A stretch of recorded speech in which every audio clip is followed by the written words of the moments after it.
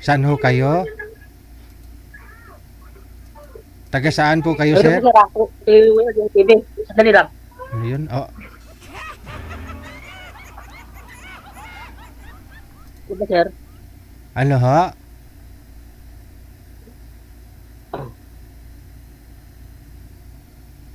Sir, Punta po madili... DJ. Opo, good evening, no? Madilim mo kasi. Saan po ba kayo sa bahay nyo? Opo. Aha. Dito po. Taga saan po kayo? Tiga ano po, Ilocos. Ay, Ilocos. Opo. Okay. Ilang taon na ho kayo? Hindi bangin. 44 po sir. 44? 44. Ah, 44. Opo sir. Anong pinagkakabalahan mo? Wala po. Naghintay ako ng tawag dito sa Manila po. Ng trabaho. Nag-apply po Saka yun, kayo. wala po. Nag-apply ka po dito sa Manila. Opo. Anong trabaho ina-applyan mo? Opo sir. Anong trabaho yung ina-applyan mo dito? Kahit ano sir, basta meron. Basta Ipapa- lang trabaho lang po. paano, Okay lang. hindi mo alam kung ano yung ina-applyan mo dito sa Manila? Ano po, factory po. Factory. Ah, factory. Oo.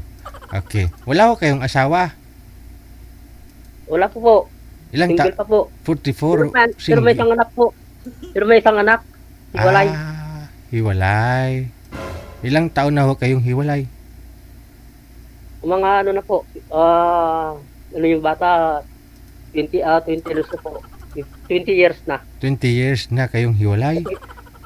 Oo, kasi yung anak ko 20 na yung taon niya eh. Bidata na yung anak ko, lalaki. Aha. Ba't po kayo naghiwalay? Sir? Ba't po kayo naghiwalay ng asawa mo?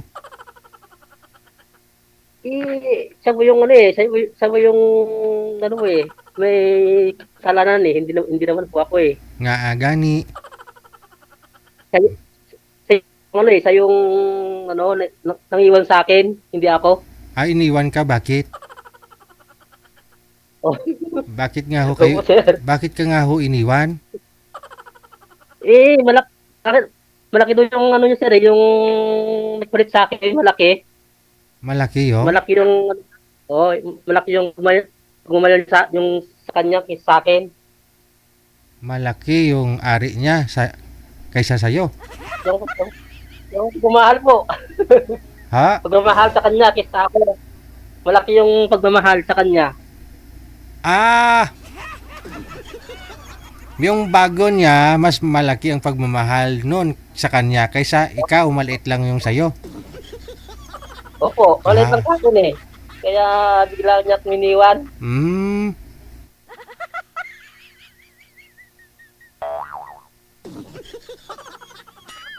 Okay. So, nagsasama na ho sila? Nagkasal po ba kayo? Hindi po sir. Hindi kayo Hindi kasal? Sa libin lang. Live-in lang. Yung anak mo nasa sa inyo ngayon, nag-aaral? Opo, doon sa ano po, bahay ng ano po, nanay niya. Okay. So, as in binata talaga kayo pala, no? Solo flight. Sino po kasama niyo po dyan? Kapatid ko po, kuya ko. Wala ring asawa? Wala po. Kaming dalawa lang walang asawa na eh. Hirap, no? Pag walang asawa, no? Oo po eh. Hirap pag ano eh, walang mag-askas sa ano eh. 20 years ka na rin binata. Wala ho kayong niligawan. Wala ho kayong nakalipin ulit. Meron po dati nung nasa Manila po ako. Lapit ka nga, lapit. Meron po nung dati, nung nasa Manila po ako noon. Tapos, wala, iniwan din ako eh. Yun lang. Mukhang may mali. Baka may mali sa'yo, sir. O baka bakit umaalis yung mga babae? Maliit, gano'n?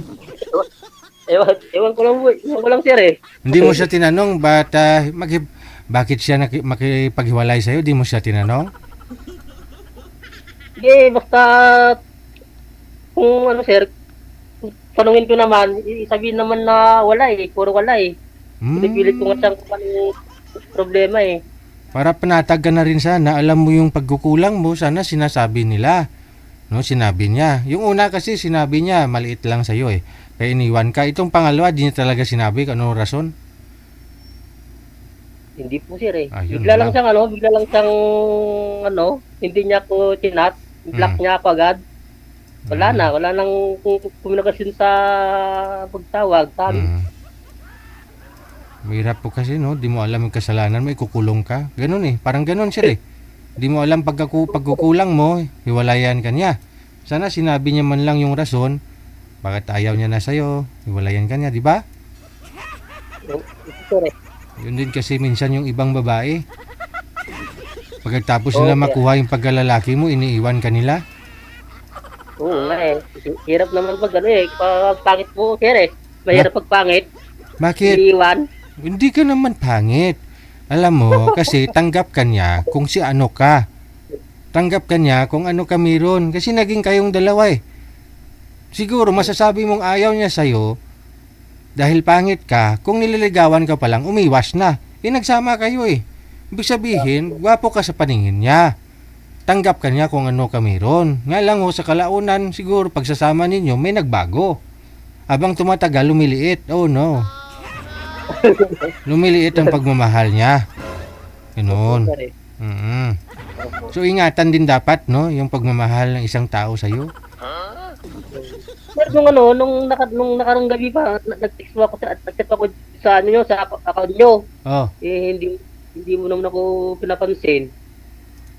Nung nakaraan pang sa araw yun na sumali ako sa inyo, oh. Nag-anong ginawa niyo? Nag-PM ka sa page? opo, Ay, nag-chat mo ako sa inyo. wala akong magre-reply sa iyo. AI yung magre-reply nun sa iyo, sir. Ay, ngayon po. Automatic reply po yun doon. System po yan ni Meta. Hindi po yun kami. Kasi gabi lang ho kami nagre-reply, sir. Tulad po nito, no? At saka hindi po doon sa page. Dito po sa hotline. Diyan kayo mag-chat. Mag-inquire kay manager. Ha? Opo, sir. Wala akong magre-reply sa inyo. AI ho. Di bale, huwag ka mag-alala at mayroon na rin ho. Kung wala ho ngayon, baka mamaya mayroong gustong kakausapin ka, no? Pwede naman bukas mo, sir, eh, kung... Kung mayroon ngayon, hindi ngayon na. No? O sige. Okay. Diyan lang ho kayo, sir, ha? Babalik ko ako. May bit-bit na akong chicks mamaya. Okay po, sir. Okay. Okay po. 44 minutos nakalipas sa alas 44. 28 minutos. Yung edad kasi ni Sir, 44. 44 years old. No, yun na nga ho, no? Malaking bagay po, no? Big deal po para sa iba. Yung size, no? Yung laki. Kasi kung maliit lang at nakakita ng malaki, di ba? Sabi nga ho ng kilala ko doktora pa ho yun kung maghanap lang din naman yung malaki na.